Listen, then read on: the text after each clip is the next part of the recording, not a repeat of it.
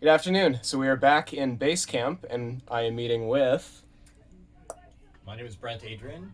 My name is Dr. Heather Smith. and we are so excited to have turtle experts finally out working in the Menefee Formation because so much of what we find is turtles. And I'm specifically most interested in the environmental implications of the different species that we're finding. So let's talk to the experts about what we've been finding.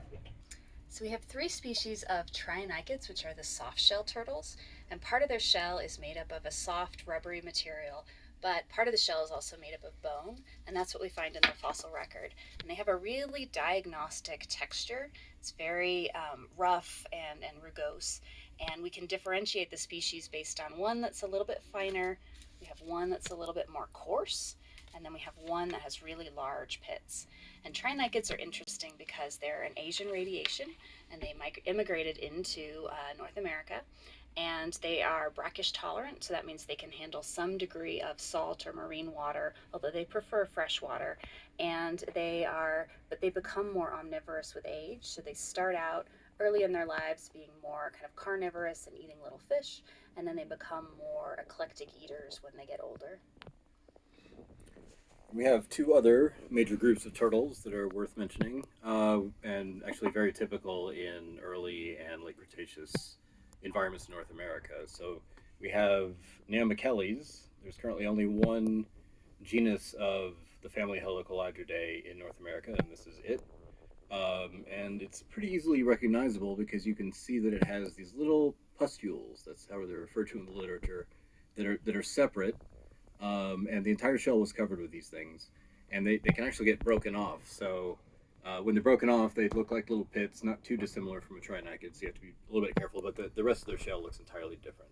So Neomicheles was semi-terrestrial. It's the most terrestrial taxon that we've seen out here. And they were kind of generalized omnivores, not terribly well adapted to swimming, but their humeral shape and other things suggest that they spent quite a bit of time on land.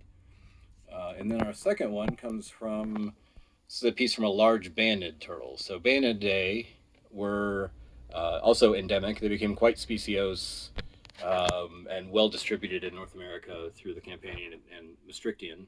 And this is one of two large banded taxa that we have. This is a bridge peripheral, so this broken edge up here would have connected to the carapace, and this would have connected to the plastron down here.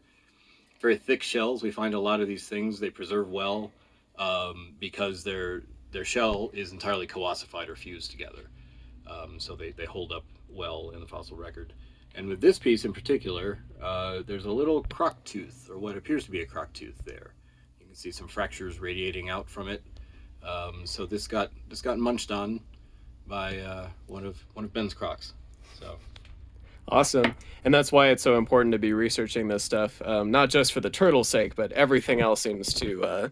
We learn more about all of our other animals the more that we learn about all of the others. Interconnection. It's the fundamentals of ecology.